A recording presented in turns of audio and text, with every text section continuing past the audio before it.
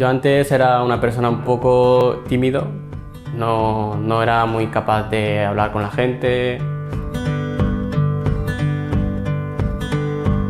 ¿Cómo se trabaja en esta vivienda? Pues a través de planes de intervención individuales. Podemos partir desde el establecimiento y la creación de rutinas y hábitos saludables, tanto de higiene, alimentación, sueño, incluso organización y tareas del hogar, hasta llevar un acompañamiento en lo formativo laboral para la inserción de la persona, mejora de habilidades sociales, de autoestima, todo ello con el objetivo real y final de conseguir una autonomía psicosocial de la persona con diagnóstico. Hoy en día puedo salir fuera tranquilamente, puedo hablar con la gente, en el trabajo no tengo problemas.